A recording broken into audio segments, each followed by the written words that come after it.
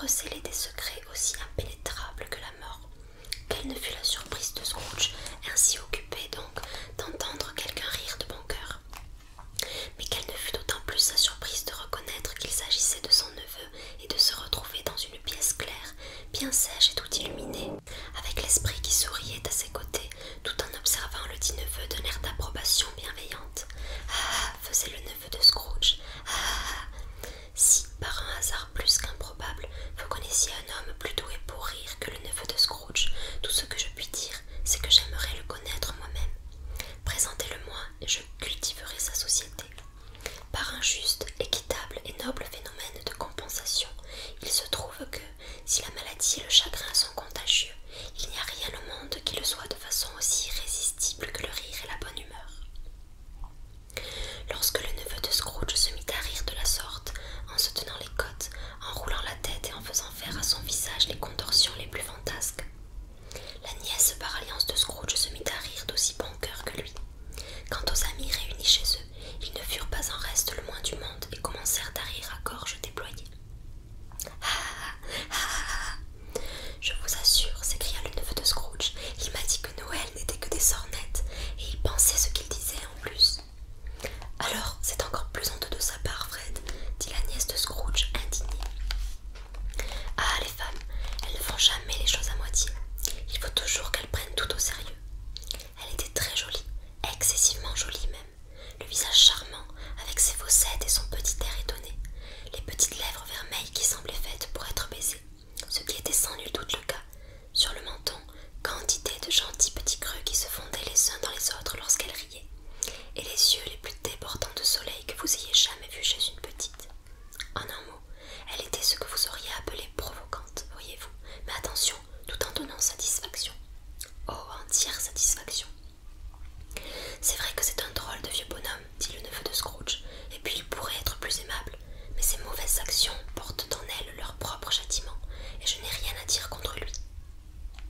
Je suis sûre qu'il est très riche, Fred, insinua la nièce de Scrooge. Du moins, c'est ce qu'à moi tu as toujours dit. Et alors, ma chérie, répondit son mari, sa fortune ne lui sert strictement à rien. Il ne s'en sert pas pour faire le bien autour de lui. Il ne s'en sert pas pour son confort personnel. Et il n'a pas la satisfaction de se dire que c'est nous qu'il va en faire profiter. Il m'exaspère, fit remarquer la nièce de Scrooge. Les sœurs de la nièce de Scrooge et tous les invités exprimèrent la même opinion. Pas moi, dit le neveu de Scrooge. Il est à plaindre à mon avis, et avec la meilleure volonté du monde, je ne pourrais pas lui en vouloir. Qui souffre de ses méchants caprices, lui seul, toujours. Regardez, il s'est mis en tête de ne pas nous aimer, et il refuse de venir dîner avec nous. Conséquence, il ne perd pas grand-chose en fait. Eh bien moi, je trouve qu'il perd un très bon dîner, interrompit la nièce de Scrooge. Tout le monde en dit autant, et il faut bien reconnaître qu'ils étaient juges compétents en la matière, puisqu'ils venaient de dîner. Le dessert était encore sur la table et ils se pressaient autour du feu à la lueur de la lampe. Ma foi, je suis bien content de l'apprendre, reprit le neveu de Scrooge, parce que je n'ai pas grande confiance en ces jeunes maîtresses de maison. Et toi, Topper, qu'en dis-tu? Topper, de toute évidence, avait des vues sur l'une des sœurs de la nièce de Scrooge, car il répondit qu'un célibataire était un misérable proscrit qui n'avait pas le droit à la parole sur la question. Ce sur quoi la sœur de la nièce de Scrooge, la petite femme rondelette à la guimpe de dentelle, passelle avec les roses, piqua un phare. Mais continue donc, Fred, dit la nièce de Scrooge en frappant des mains. Il n'achève jamais ce qu'il commence à dire. En voilà un de ridicule. Le neveu de Scrooge eut un autre accès d'hilarité, et comme il était impossible de se préserver de la contagion, même si la petite sœur rondelette essayait de faire de son mieux au moyen de vinaigre aromatique, tout le monde sans exception suivit son exemple. J'allais dire, déclara le neveu de Scrooge, qu'à nous prendre en grippe et à refuser de venir s'amuser avec nous, à mon avis, il perd l'occasion de passer d'agréables instants qui ne lui feraient pas de tort. À coup sûr, qu'il soit dans son vieux bureau tout moisi ou dans son logement poussiéreux, il se prive de compagnons plus agréables que ceux qui habitent ses pensées. Je compte bien lui offrir chaque année la même occasion de changer d'avis, que cela lui plaise ou non, car il me fait pitié. Libre à lui de se moquer de Noël jusqu'à sa mort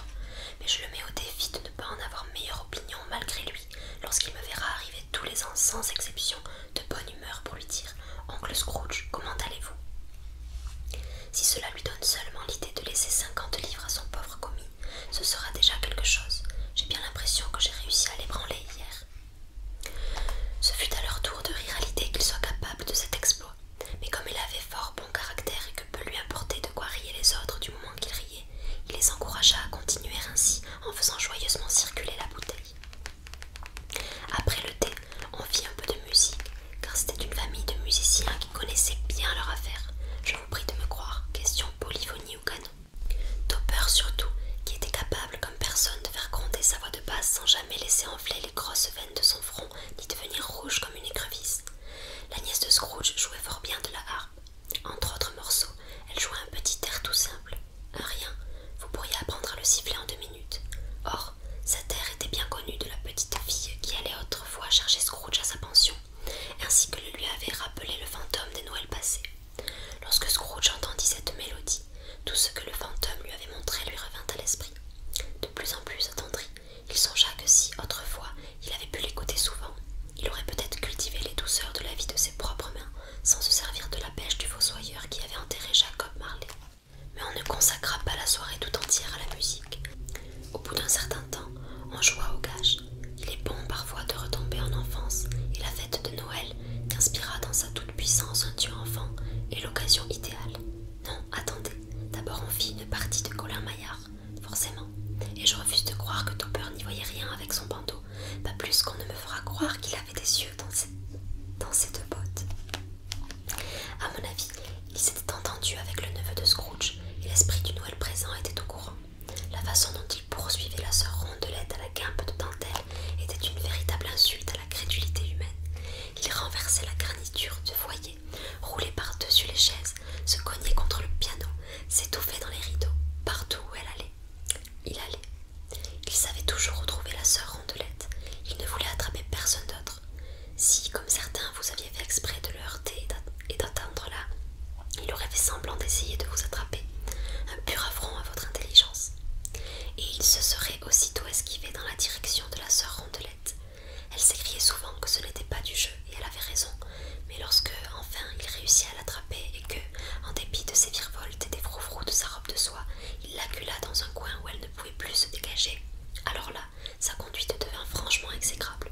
Feindre de ne pas la reconnaître, feindre de devoir toucher sa coiffure et puis, pour s'assurer de son identité, toucher certaines bagues à son doigt et certaines chaînes à son cou. Voilà qui était abominable, monstrueux. À n'en pas douter, elle lui dit sa façon de penser quand ce fut au tour d'un autre de se bander les yeux et qu'ils eurent ce petit entretien si privé derrière les rideaux. La nièce de Scrooge n'était pas de la partie de Colin Maillard. On l'avait confortablement installée au fond d'un grand fauteuil dans un petit coin douillet, un tabouret sous les pieds.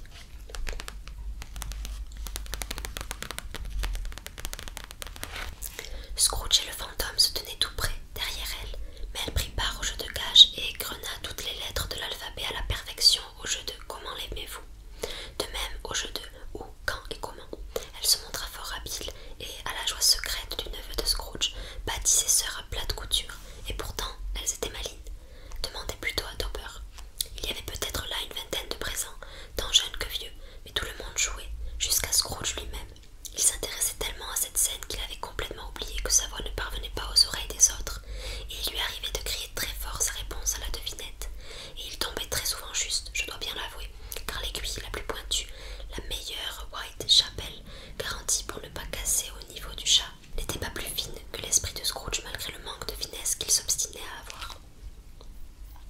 Le fantôme était très content de le voir de cette humeur et l'observait avec tant de bienveillance que Scrooge, tel un petit garçon, le supplia de l'autoriser à rester jusqu'au départ des invités. Cela, lui dit l'esprit, était cependant chose impossible. Voici un nouveau jeu, dit Scrooge. Une demi-heure, esprit, rien qu'une demi-heure. Ce jeu s'appelait Oui et Non. Le neveu de Scrooge devait penser à quelque chose et les autres devaient trouver ce que c'était. Et lui ne répondait à leurs questions que par oui ou par non, selon le cas. Le feu roulant de questions auxquelles on le soumit lui fit expliquer qu'il pensait à un animal vivant, plutôt déplaisant, un animal sauvage qui grondait et grognait parfois, mais d'autres fois qui parlait, qui habitait Londres, se promenait à pied dans les rues, qu'on n'exhibait pas en public pour de l'argent, qui n'avait pas de maître, ne vivait pas dans une ménagerie, qu'on n'abattait jamais sur une place de marché, et qui n'était ni un cheval, ni un âne, ni une vache, ni un taureau, ni un tigre, ni un chien, ni un cochon, ni un chat, ni un ours. Dès qu'on lui posait une nouvelle question, ce coquin de neveu repartait d'un grand éclat de rire et s'amusait tellement de la situation qu'il lui fallait se lever du divan pour trépigner de joie. À la fin, la sœur Rondelette, prise à son tour de fou rire, s'écria J'ai trouvé, je le tiens, Fred, je le tiens. Qu'est-ce donc demanda Fred. C'est votre oncle Scrooge. Tout à fait exact. Cette réponse provoqua un sentiment général d'admiration, même s'il y en eut pour faire remarquer qu'il aurait fallu répondre oui à la question est-ce un ours. Attendu qu'il avait suffi d'une réponse négative pour détourner leurs pensées de Monsieur Scrooge, à supposer qu'elles fussent jamais parties dans cette direction. Eh bien, il nous aura donné de quoi nous amuser, dit Fred, et ce serait bien ingrat de ne pas boire à sa santé. Nous avons ici justement un verre de vin chaud à portée de main. Ainsi donc, à l'oncle Scrooge. Soit, à l'oncle Scrooge, s'écrièrent-ils tous. Joyeux Noël et bonne année au vieux bonhomme, quel qu'il soit, dit le neveu de Scrooge. Il n'a pas voulu de mes bons vœux avant, mais il les aura tout de même, à l'oncle Scrooge. Insensiblement, l'oncle Scrooge était devenu si gai et se sentait le cœur si léger qu'il aurait volontiers levé son verre à son tour à la santé de tous ces gens inconscients de ce qui leur arrivait. Il leur aurait aussi adressé des remerciements impossibles à entendre si le fantôme lui en avait laissé le temps. Mais à peine le neveu de Scrooge eut-il prononcé le dernier mot de son toast que déjà la scène entière s'effaçait. Scrooge et l'esprit avaient repris le cours de leur voyage. Ils virent maintes choses, allèrent fort loin, visitèrent de nombreux foyers, et toujours avec d'heureux résultats. L'esprit se plaçait au chevet des malades, et ils étaient réconfortés. En des contrées étrangères auprès des exilés, et ils se croyaient chez eux, aux côtés d'hommes incapables de se résigner, et ils patientaient dans l'espoir de lendemains meilleurs. Auprès des pauvres, et ils étaient riches, dans les asiles, les hôpitaux, les prisons, dans tous les refuges de la misère où l'homme orgueilleux n'avait pas usé de sa petite autorité éphémère pour fermer la porte à double tour et se barricader contre l'esprit. Il laissait sa bénédiction et enseigna à Scrooge ses préceptes. Ce fut là une longue nuit. S'il s'agissait bien d'une seule nuit, ce dont Scrooge doutait parce que l'ensemble des festivités de la Noël semblait s'être condensé dans l'espace de temps qu'ils passèrent à deux. Autre chose étrange, alors que physiquement Scrooge ne changeait pas, le fantôme, lui, vieillissait à vue d'œil. Scrooge observa le changement sans en parler, mais au sortir d'une petite fête pour enfants, le soir des rois, il regarda l'esprit quand ils furent seuls en rase campagne, et s'aperçut qu'il avait les cheveux tout gris. La vie des esprits est-elle donc si courte demanda-t-il. Ma vie sur ce globe est très brève, répondit le fantôme. Elle prend fin ce soir. Ce soir, s'écria Scrooge. Ce soir à minuit. Écoute, l'heure approche. L'horloge carillonnait justement les 3/4 de 11 heures. Pardonnez-moi l'indiscrétion de ma demande, dit Scrooge, qui regardait attentivement la robe de l'esprit, mais je vois dépasser de votre tunique quelque chose d'étrange qui ne fait pas partie de votre personne. Est-ce un pied ou une griffe? Ce pourrait être une griffe, en effet, à en juger par le peu de chair qu'il y a dessus, répondit l'esprit avec tristesse. Regarde.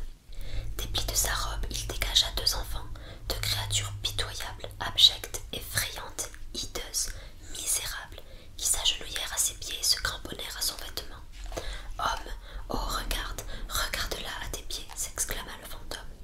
C'était un garçon et une fille, jaunes, maigres, en guenilles, l'air renfrogné et cruel, et cependant humblement prosternés.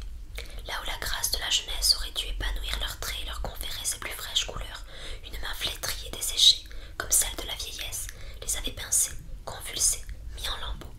Là où des anges auraient dû trôner, des démons rôdaient en jetant des regards menaçants. Nul changement, nulle dégradation, nulle perversion de l'être humain, à quelque degré que ce soit, et dans tous les mystères de l'admirable création, n'a jamais produit de monstre aussi horrible et effrayant, tant s'en faut. Scrooge recula, frappé d'épouvante. À la façon dont on les lui avait présentés, il essaya de dire que c'étaient 2 beaux enfants, mais les mots s'étranglèrent d'eux-mêmes dans sa gorge plutôt que de se rendre complice d'un mensonge si énorme. Esprit, est-ce que ce sont vos enfants? Scrooge n'en put dire davantage. Ce sont ceux des hommes, dit l'esprit en abaissant sur eux son regard, et ils s'attachent à moi pour échapper à leur père. Ce garçon est l'ignorance, cette fille l'indigence.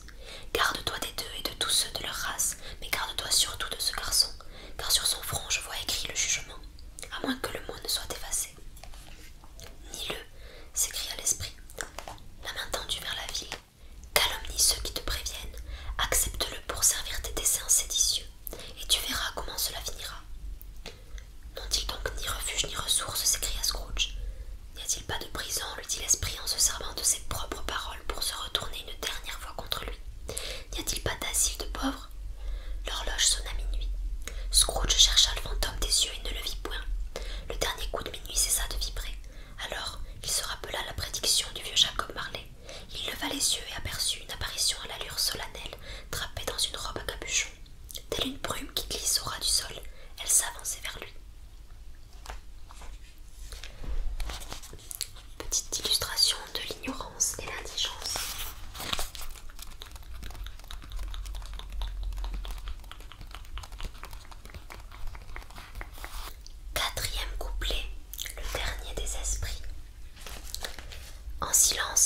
pas lent et grave, l'apparition approcha. Quand elle arriva près de Scrooge, celui-ci mit un genou en terre, car dans l'air même où il se déplaçait, cet esprit semblait répandre la tristesse et le mystère. Une longue robe d'un noir intense l'enveloppait tout entier et cachait sa tête, son visage, la forme de son corps, ne laissait apercevoir qu'une main tendue. Sans cette main, il eût été difficile de distinguer cette silhouette des ombres de la nuit et de la séparer de l'obscurité qui l'entourait. Lorsque l'apparition vint se placer à ses côtés, Scrooge sentit qu'elle était grande et majestueuse et que sa présence mystérieuse l'emplissait d'une crainte solennelle. Mais il n'en apprit pas davantage, car l'esprit ne prononça aucune parole, ne fit aucun geste. « Je suis en présence du fantôme des Noëls à venir, dit Scrooge. L'esprit ne répondit pas, mais la main tendue en avant indiqua la voix.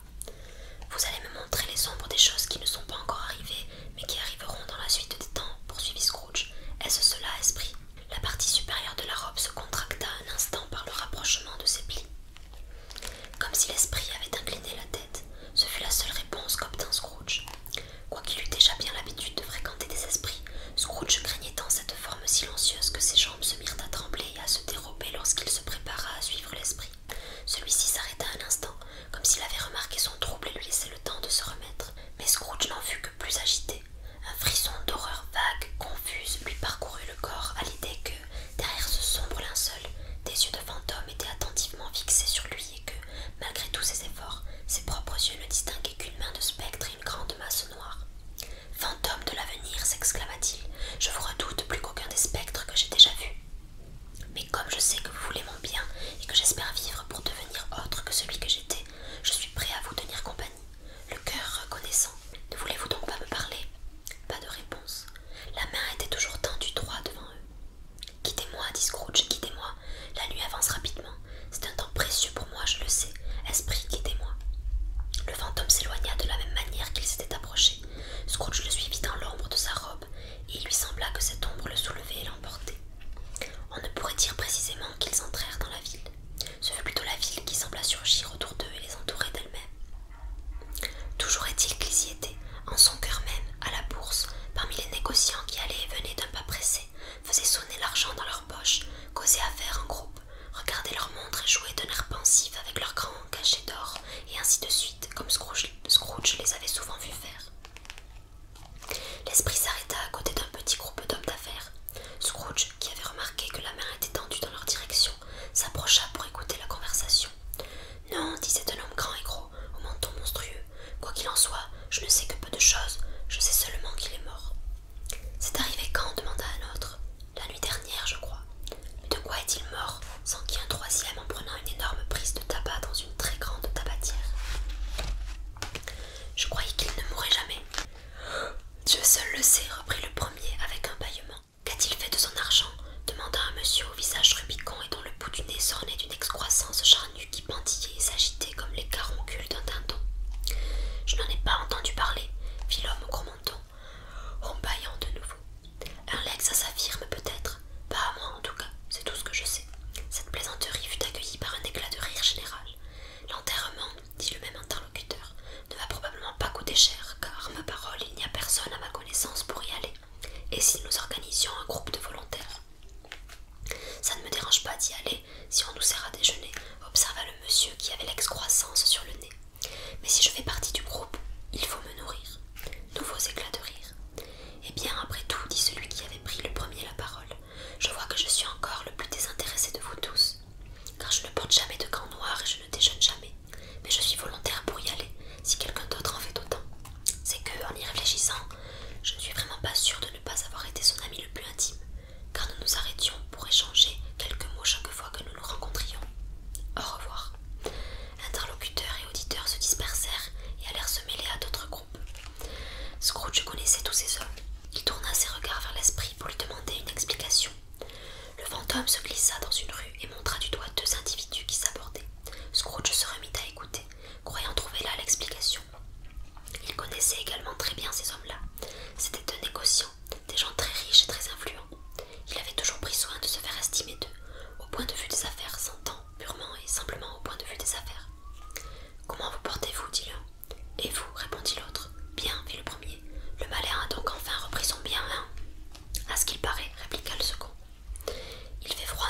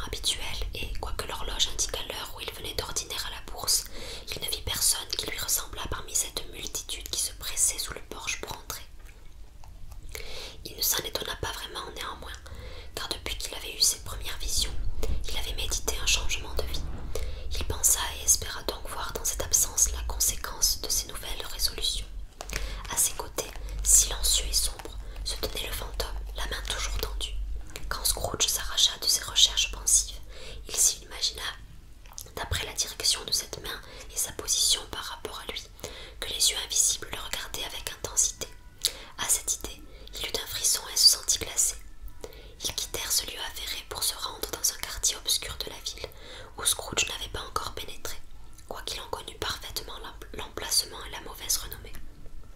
Les rues étaient étroites et très sales, les boutiques et les maisons misérables, les gens ivres en savates, hideux et à demi nus, pareils à des égouts. Les rues étaient étroites et très sales, les boutiques et les maisons misérables, les gens ivres en savates, hideux à demi nus, pareils à des égouts. Les ruelles et les passages voûtés vomissaient dans ce labyrinthe de rues leur odeur repoussante, leur immondice et leur ignoble humanité, et tout le quartier empestait le crime, la crasse et la misère. Au fond de ce repère infâme, il y avait une boutique basse qui faisait saillie sous le toit d'un apprenti et où l'on pouvait se procurer de la ferraille. Des vieux chiffons, des vieilles bouteilles, des os et des déchets tout gras. À l'intérieur s'entassaient à même le sol des clés rouillées, des clous, des chaînes, des gonds, des limes, des balances, des poids et de la ferraille de toutes sortes mises au rebut. Des secrets que peu de personnes auraient envie de pénétrer naissaient et se dissimulaient sous des monceaux de guenilles sans allure, des masses de graisse rance et des sépulcres d'ossements. Assis au milieu des marchandises dont il faisait le commerce, près d'un réchaud à charbon de bois fait de vieilles briques, se trouvait un vieux fripon aux cheveux blanchis par l'âge, de près de 70 ans. Il s'était fait un écran pour se protéger de l'air froid de dehors au moyen d'un rideau crasseux composé de lambeaux dépareillés, suspendu à une corde, et il fumait sa pipe en savourant sa paisible solitude. Scrooge et le fantôme se retrouvèrent en présence de cet homme juste au moment où une femme chargée d'un lourd paquet entra discrètement dans la boutique. Mais à peine venait-elle d'y pénétrer qu'une autre femme, pareillement chargée, entra à son tour. Cette dernière fut suivie de près par un homme vêtu d'un habit noir râpé, qui ne parut pas moins surpris de les voir qu'elle ne l'avait été de se reconnaître l'une l'autre. Au bout de quelques instants de stupéfaction muette, au cours desquels le vieil homme à la pipe s'était joint à leur groupe, ils éclatèrent de rire tous les trois. « On peut compter sur la femme de ménage pour arriver la première » s'écria celle qui était entrée d'abord. « On peut compter sur la blanchisseuse pour arriver en second et sur le croque-mort pour arriver le troisième. Dites donc, le vieux Joe, en voilà un hasard. On dirait bien qu'on se retrouve tous les trois ici sans même s'être donné le mot. » « Vous n'auriez pas pu mieux choisir l'endroit, dit le vieux Joe en retirant sa pipe de sa bouche. Venez au salon, ça fait longtemps que tu y as tes entrées, tu le sais bien, et les deux autres, c'est pas des étrangers non plus. Attendez que je ferme la porte de la boutique. Oh, ce qu'elle hurle! Y a pas ici de bout de métal plus rouillé que ces cons, je crois bien. Et y a pas ici d'os aussi vieux que les miens, pour sûr. Ah, nous sommes tous là où il faut, et tous bien assortis. Venez au salon, allez, venez. Le salon était l'espace séparé de la boutique par le rideau de l'oc. Le vieil homme remua le feu avec un vieux barreau de rampe d'escalier, puis il moucha sa lampe fumeuse, car il faisait nuit, avec le tuyau de sa pipe avant de se le remettre dans la bouche. Pendant ce temps-là, la femme qui avait déjà parlé jeta son paquet à terre. D'un air de bravade, elle s'assit sur un tabouret et se croisa les bras sur les genoux en regardant hardiment les deux autres comme pour les défier. « Mais qu'est-ce que ça peut faire? Qu'est-ce que ça peut faire, Madame Tilper ?» dit-elle. « On a bien le droit de penser d'abord à soi. Lui, en tout cas, c'est ce qu'il a toujours fait. »« Ah, ça, c'est bien vrai, » fit la blanchisseuse. « Personne plus que lui. »« Eh bien alors, pas besoin de rester là à regarder fixement la mer comme si vous aviez peur. Qui le saura? On va quand même pas se chercher la petite bête, je suppose. »« Ah, ça non, » dirent en même temps Madame Tilper et l'homme. « Ça serait malheureux. »« Eh bien alors, s'écria la femme, ça suffit comme ça. Et à qui est-ce qu'elle manque, ces babioles? Pas à un mort, je suppose. »« Ah, ça non, dit Madame Tilper en riant. S'il voulait les conserver après sa mort, ce méchant vieux Grigou, poursuivit la femme, pourquoi n'a-t-il pas été comme tout le monde quand il était en vie? Si ça avait été le cas, il aurait eu quelqu'un pour s'occuper de lui lorsque la mort est venue le frapper, au lieu de rester tout seul dans son lit à rendre le dernier soupir. Alors là, on n'a jamais rien dit de plus vrai, ajouta Madame Tilper. Il n'a eu que ce qu'il méritait. À mon goût, il aurait pu en avoir un peu plus encore, répliqua la femme, et il en aurait effectivement eu plus, comptez sur moi si j'avais pu mettre la main sur autre chose. Ouvre donc ce paquet, vieux Joe, et voyons ce que cela vaut. Parle franchement, j'ai pas peur de passer la première ni que les autres, ils aillent le voir.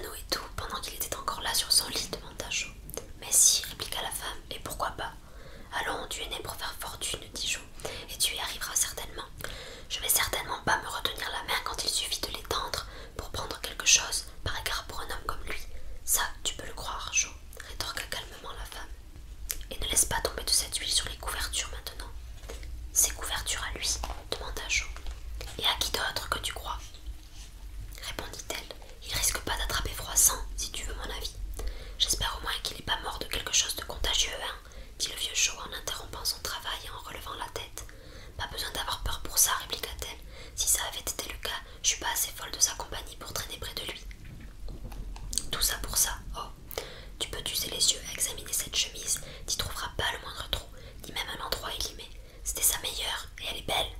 Sans moi, elle se serait fait gaspiller. Qu'est-ce que tu appelles gaspiller demanda le vieux chot. La lui remettre pour l'enterrer avec, pour sûr, répondit-elle en riant. Il y a eu quelqu'un d'assez stupide pour faire ça, mais je la lui ai enlevée. Si du calicot n'est pas assez bon pour un tel usage, alors c'est qu'il n'est pas assez bon pour rien. C'est tout aussi saillant sur un corps. Le bonhomme ne peut pas être plus laid qu'il n'était avec celle-ci. Scrooge écoutait ce dialogue avec horreur. Tous ces gens-là, assis en groupe autour de leur butin à la faible lueur de la lampe du vieil homme, lui causaient un sentiment d'aversion et de dégoût qui n'aurait guère été moins prononcé si ça avait été des démons hideux en train de marchander le cadavre lui-même. Ah, poursuivit la même femme en riant, lorsque le vieux chot sortit un sac de flanelle contenant de l'argent et compta à chacun, sur le plancher, la somme qui lui revenait. Et voilà comment ça se finit. Vous voyez, de son vivant, il avait fuir tout le monde, tout ça pour nous en faire profiter après sa mort. Ah, esprit, dit Scrooge en frissonnant de la tête aux pieds. Je comprends, je comprends. Le cas de ce malheureux pourrait être le mien. C'est là que mène une vie comme la mienne maintenant. Seigneur miséricordieux, que vois-je? Il recula de terreur car la scène avait changé, et maintenant voici qu'il touchait presque un lit nu, sans rideau, et sur lequel, complètement recouvert d'un drap déchiré, gisait quelque chose dont le silence même révélait la nature en un terrible langage. La chambre était très sombre, trop sombre pour être observée avec exactitude. Obéissant à une impulsion secrète, désireux qu'il était de savoir de quel genre de chambre il s'agissait, Scrooge y promena pourtant ses regards curieux. Une pâle lumière montait du dehors et tombait directement sur le lit. Et sur ce lit se trouvait le cadavre de cet homme, dépouillé, abandonné de tous, sans personne pour le veiller, le pleurer et lui rendre les derniers hommages. Scrooge jeta un regard vers le fantôme qui, de sa main immobile, lui indiquait la tête du mort. On l'avait recouvert avec tant de négligence qu'il aurait suffi à Scrooge de soulever à peine le drap du bout du doigt pour mettre ce visage à nu. Scrooge y songea. Il comprit combien c'était facile à faire et en éprouva le vif désir. Mais il ne fut pas davantage en son pouvoir d'écarter ce voile que de renvoyer l'apparition qui se tenait à côté de lui.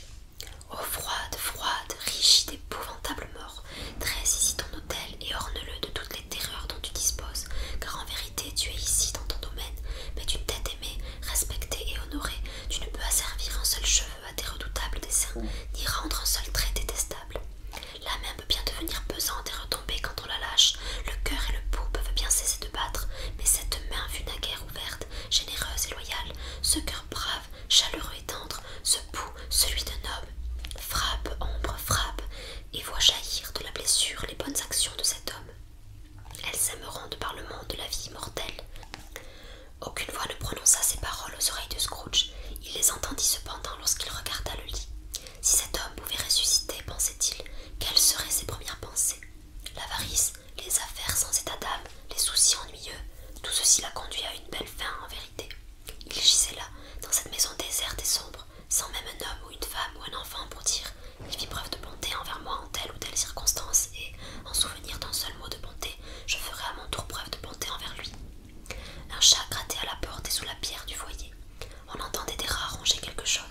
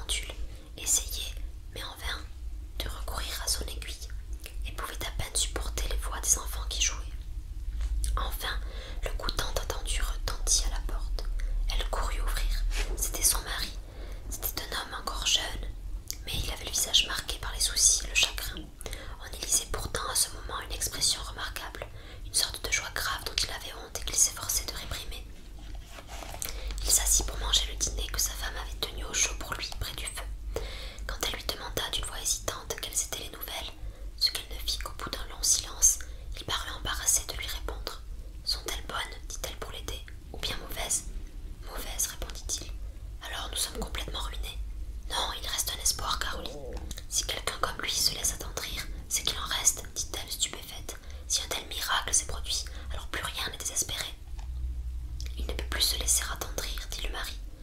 Il est mort.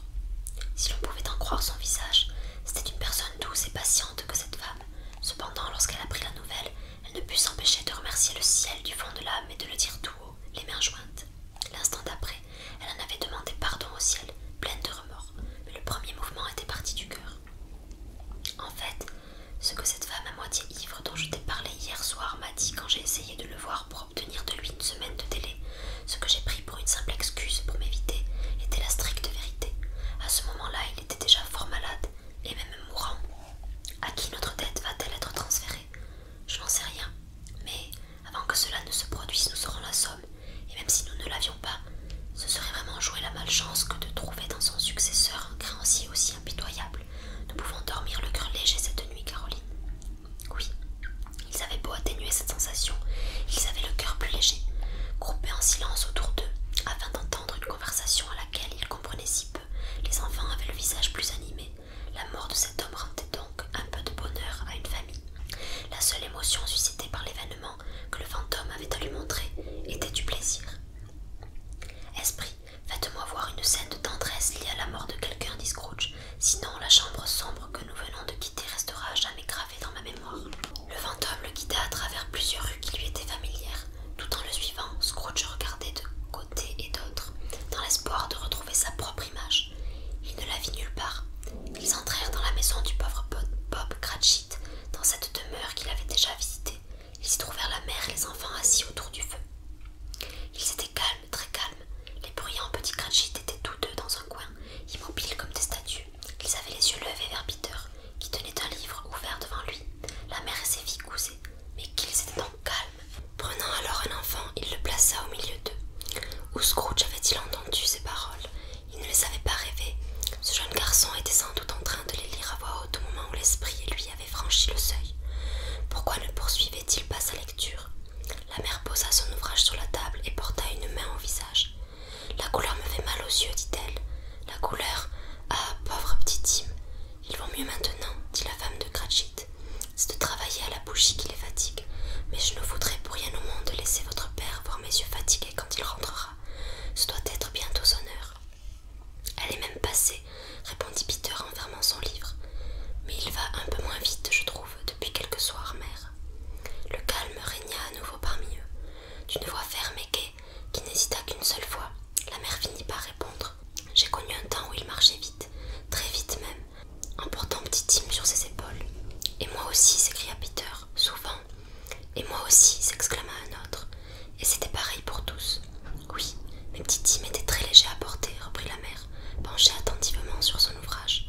Et puis son père l'aimait tellement que ce n'était rien, vraiment rien. Oh, mais voici votre père, il est à la porte. Elle se précipita à sa rencontre. Le petit Bob entra sans avoir enlevé son cache-nez. Il en avait bien besoin, pauvre diable.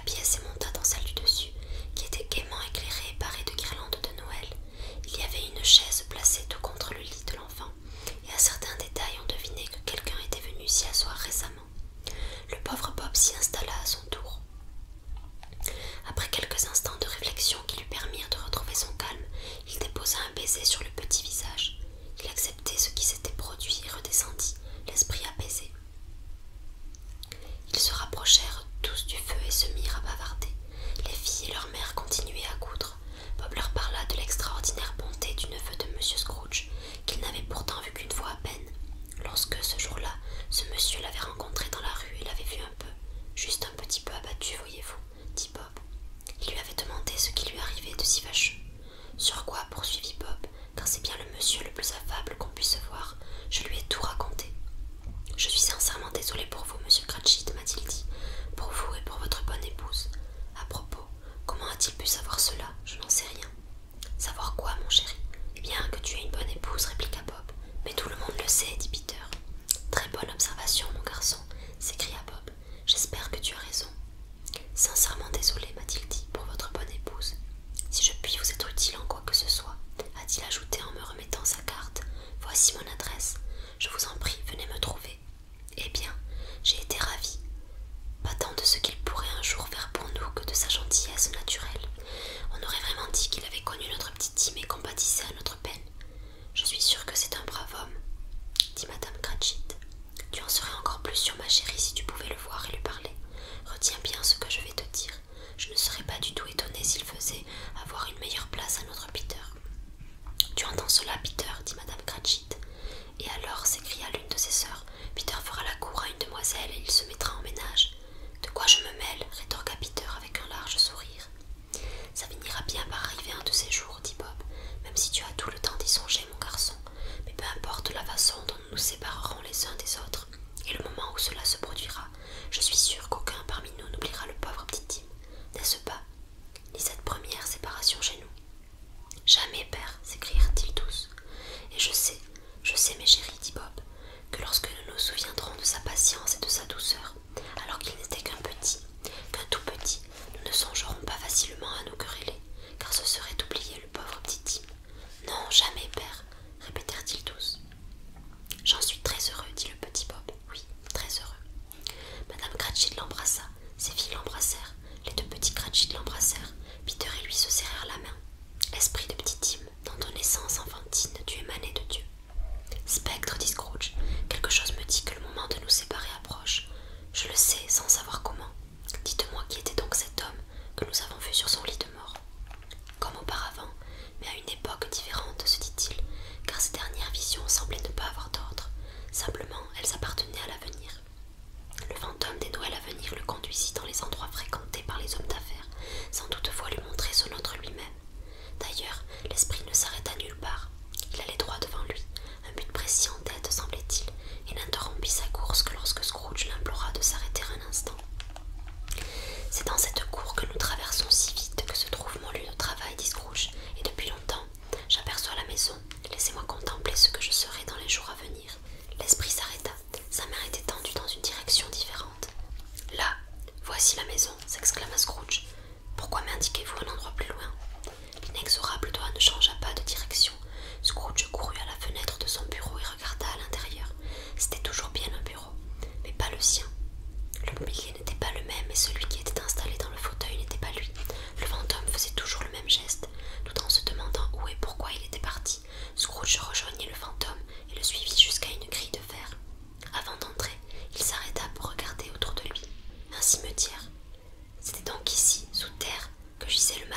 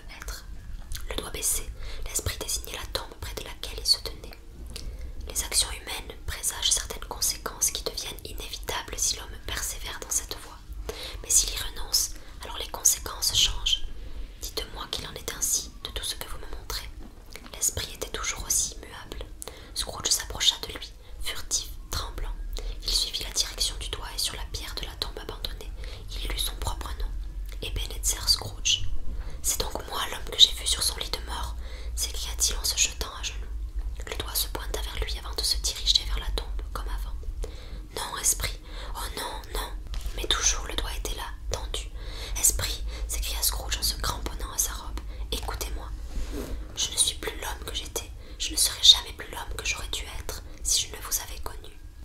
Pourquoi me montrer toutes ces choses s'il n'y a plus aucune espérance pour moi? Pour la première fois, on lui dit que la main tremblait. Bon esprit, poursuivit Scrooge en se prosternant à ses pieds, votre cœur vous dicte d'intercéder pour moi, de me prendre en pitié. Donnez-moi l'assurance qu'en changeant de vie, je puis encore modifier ces ombres que vous m'avez montrées. La main bienveillante fut prise de tremblement. J'honorerai Noël dans mon cœur et tâcherai d'en conserver le culte toute l'année. Je vivrai dans le passé, le présent et l'avenir. Leurs trois esprits ne me quitteront plus, car je ne veux pas rester sourd aux leçons qu'ils m'ont enseignées. Petite illustration du dernier des trois esprits. Oh, dites-moi que je puis effacer l'inscription gravée sur cette pierre. Dans son angoisse, il saisit la main du spectre. Elle voulut se dégager, mais il l'en empêcha, car il avait puisé de la force dans sa prière. L'esprit, plus fort pourtant, le repoussa. Les mains levées pour le supplier une dernière fois d'inverser sa destinée, Scrooge vit le capuchon et la robe du fantôme changer d'aspect. L'esprit rapetissa, s'affaissa sur lui-même et s'amenuisa pour faire place enfin à une colonne de lit. Et enfin le cinquième et dernier couplet. Fin de cette histoire. Oui, et cette colonne de lit était la sienne, c'était celle de son propre lit, dans sa propre chambre. Mais le mieux, le plus heureux de tout, c'était que le temps à venir lui appartenait aussi, pour réparer ses torts. Je veux vivre dans le passé, le présent et l'avenir, répéta Scrooge en dégringolant de son lit. Les leçons des trois esprits demeureront gravées dans ma mémoire. Oh Jacob Marley, que le ciel et la fête de Noël soient loués pour ce qui arrive. Je le dis à genoux, vieux Jacob, à genoux. Il était si agité, si échauffé par toutes ses bonnes résolutions que c'est à peine si sa voix brisée lui obéissait. Il avait sangloté violemment au cours de sa lutte avec l'esprit et son visage était baigné de larmes. « Ils ne sont pas arrachés !» s'écria-t-il en étreignant un de ses rideaux de lit. « Ils ne sont pas arrachés, ni les anneaux non plus. Ils sont ici, je suis ici. »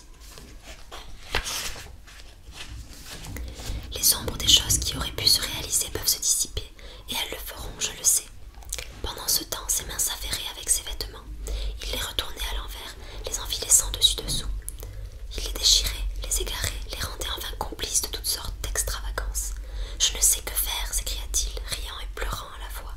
Et en essayant de mettre ses bas, il posait en copie parfaite du Laocoon antique et de ses serpents. « Je suis léger comme une plume, je suis heureux comme un ange, gai comme un écolier, étourdi comme un homme ivre, joyeux Noël à tous, bonne année au monde entier. Oh là, oh, et hop, oh là !» Il avait gambadé jusque dans le salon où il s'était arrêté, complètement hors d'haleine. « Voilà bien la casserole qui contenait le gruau !» s'exclama-t-il, et il s'élança de plus belle et se remit à gambader autour de la cheminée. Voilà la porte par laquelle est entré le fantôme de Jacob Marley. Voilà le coin où était assis l'esprit du Noël présent, et voilà la fenêtre par laquelle j'ai vu les esprits errants. Tout est à sa place, tout est vrai, tout est arrivé. Ah! Vraiment, pour un homme qui en avait perdu la pratique depuis tant d'années, c'était un rire splendide, un rire tout à fait magnifique, le père d'une longue, longue lignée de rires éclatants. Je ne sais pas quel jour du mois nous sommes aujourd'hui, continua Scrooge. Je ne sais pas combien de temps je suis demeuré avec les esprits. Je ne sais rien, je suis tout à fait comme un bébé. Peu importe, cela m'est bien égal. Je préfère être un bébé. Oh là, et hop, oh là, oh. Il fut interrompu dans ses transports par les cloches des églises qui s'étaient mises à sonner les carillons les plus vigoureux qu'il eût jamais entendus. Boum, boum, boum, ding, dong, trelin, trelin, dong, ding, boum, boum, boum. Oh, superbe, superbe. Il courut à la fenêtre, l'ouvrit et passa la tête dehors. Pas de brouillard ni de brume, un froid clair, éclatant. Un de ces froids qui vous égaient et vous ravigotent. Un de ces froids qui jouent du pipeau pour faire danser le sang dans vos veines. Un soleil d'or, un ciel divin, un air frais et doux, des cloches joyeuses. Oh, superbe, superbe. Quel jour sommes-nous aujourd'hui? Cria Scrooge de sa fenêtre à un petit garçon en habit du dimanche, un jeune flâneur qui était peut-être entré dans la cour par curiosité. Hein? Répondit le garçon tout ébahi. Quel jour sommes-nous aujourd'hui, mon bel ami? Dit Scrooge. Aujourd'hui, répondit le garçon. Mais enfin, c'est le jour de Noël. Le jour de Noël, se dit Scrooge. Je ne l'ai donc pas manqué. Les esprits ont tout accompli en une seule nuit. Ils peuvent faire tout ce qu'ils veulent. Et évidemment qu'ils le peuvent. Oh là, mon bel ami. Oh là, répondit le garçon. Connais-tu la boutique du marchand de volailles sur le coin à 2 rues d'ici, s'enquit Scrooge? Je crois bien que oui, répondit le gamin. Un garçon plein d'intelligence, dit Scrooge. Un garçon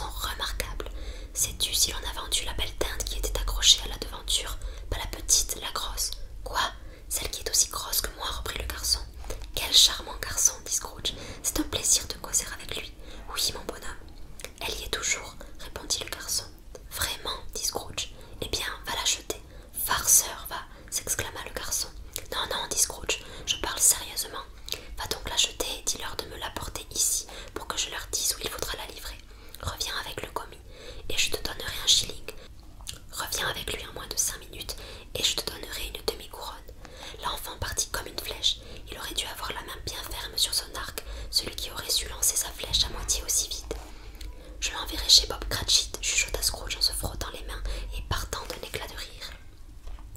Il ne saura pas d'où elle est venue. Elle est 2 fois plus grosse que Petit Tim. Ce sera une bonne plaisanterie de l'envoyer chez Bob. Joe Miller n'en a jamais fait de pareil. Il écrivit l'adresse d'une main qui n'était pas très ferme, mais il y parvint tout de même, tant bien que mal, avant de descendre ouvrir la porte de la rue pour recevoir le commis du marchand de volailles. Alors qu'il était là à l'attendre, il eut le regard attiré par le marteau de la porte. « Je l'aimerai toute ma vie !» s'écria Scrooge en le caressant de la main.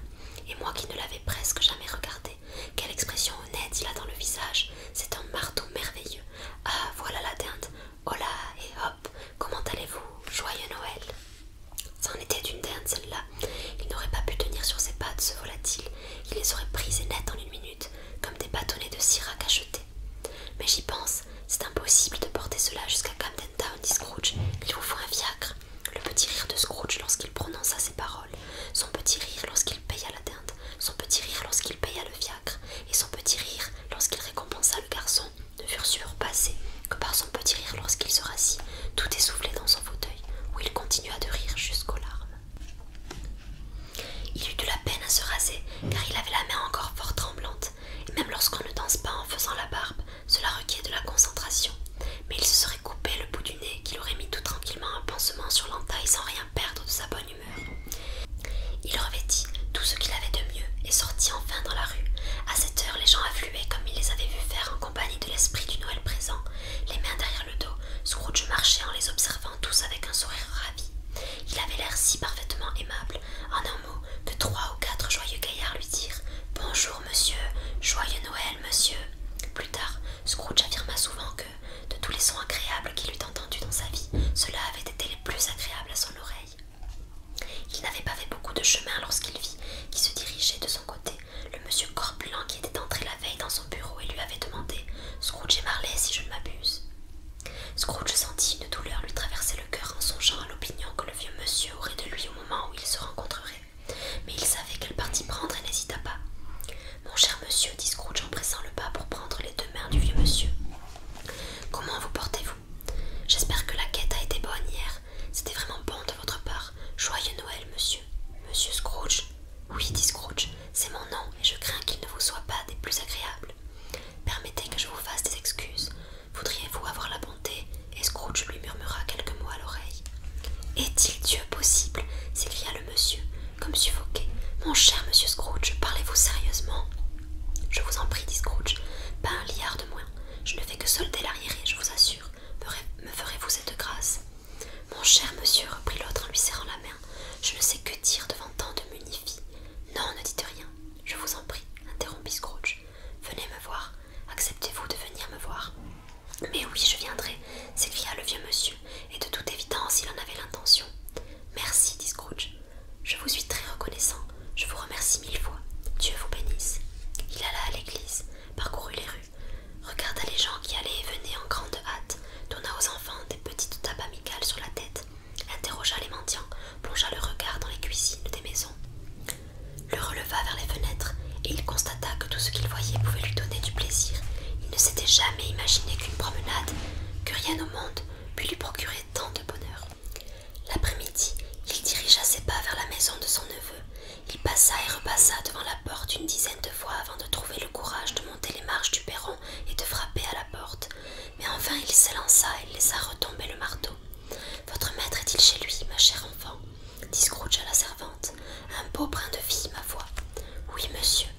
Où est-il, ma mignonne ?»« Dans la salle à manger, monsieur, avec madame. Je vais vous faire monter si vous le voulez bien. »« Merci, il me connaît, reprit Scrooge, la main déjà posée sur le bouton de la porte de la salle à manger. Je vais entrer ici, ma chère enfant. » Il tourna le bouton tout doucement, entr'ouvrit la porte et passa la tête de côté. Ils examinaient la table, qui était dressée comme pour un gala, car ces jeunes mariés sont toujours inquiets sur de telles questions et aiment à s'assurer que tout est comme il faut. « Fred, dit Scrooge. » Dieu du ciel, comme sa nièce par alliance sursauta. L'espace d'un instant, Scrooge avait oublié qu'il l'avait vu installer dans le coin, un tabouret sous les pieds, sans quoi il ne serait pas entré de la sorte, sûrement pas. « Dieu me pardonne, s'écria Fred. Qui est donc là? C'est moi, ton oncle Scrooge, je viens dîner. Tu veux bien me laisser rentrer, Fred? Le laisser entrer, peu s'en fallut que Fred ne lui démît le bras en lui serrant la main. En 5 minutes, Scrooge se sentit comme chez lui.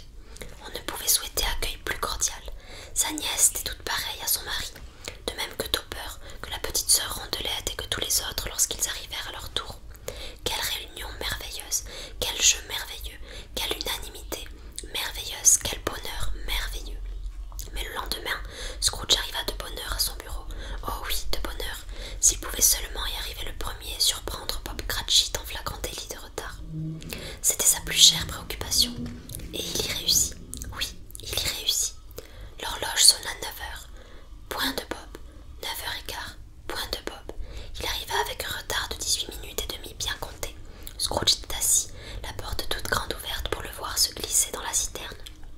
Avant d'ouvrir la porte, Bob avait déjà ôté son chapeau et aussi son cache-nez. En un clin d'œil, il fut installé sur son tabouret et se mit à faire courir sa plume, comme pour essayer de rattraper 9 heures. « Oh là !»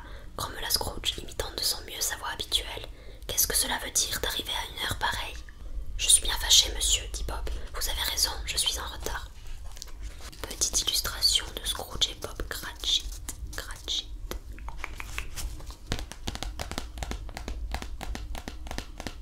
Anyway. En retard, répéta Scrooge. En effet, il me semble que vous l'êtes. Venez un peu par ici, s'il vous plaît. Ce n'est qu'une fois l'an, monsieur, fit Bob d'un ton suppliant en émergeant de sa citerne. Cela ne se reproduira plus. Je me suis quelque peu amusé hier, monsieur. Alors, laissez-moi vous dire ceci, mon ami, rétorqua Scrooge. Il est hors de question que je tolère ce genre de choses plus longtemps. Par conséquent, poursuivit-il en sautant à bas de son tabouret et en portant à Bob un tel coup dans l'estomac qu'il le fit reculer en trébuchant jusque dans sa citerne. Par conséquent, je vais immédiatement augmenter vos appointements. Bob se mit à trembler et se rapprocha de la règle sur son bureau. Il lui vint un instant l'idée de s'en servir pour assommer Scrooge, puis de le saisir au collet et de demander de l'aide et une camisole de force aux gens qui passaient dans la ruelle. « Un joyeux Noël, Bob !» dit Scrooge avec un air trop sérieux pour qu'on pût s'y méprendre et en lui tapant amicalement sur l'épaule.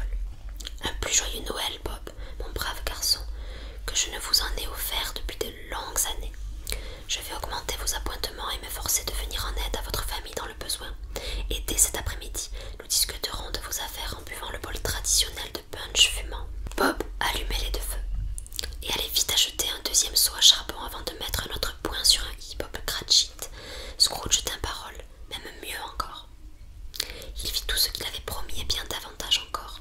Et pour petit Tim qui, non, ne mourut pas, il fut dorénavant un second père. Il devint un aussi bon ami, un aussi bon maître, une aussi bonne personne qu'en connut la bonne vieille cité, ou toute autre bonne vieille cité, ville ou bourgade de notre bon vieux monde. Il y en eut pour rire du changement qui s'était produit en lui, mais il les laissa rire et ne s'en soucia guère. Il avait la sagesse pour savoir que, sur cette terre, il n'est jamais rien arrivé de bon qui n'ait commencé par en faire bien rire certains. Et comme il savait que ces gens-là seraient aveugles de toute façon, mieux valait, pensait-il,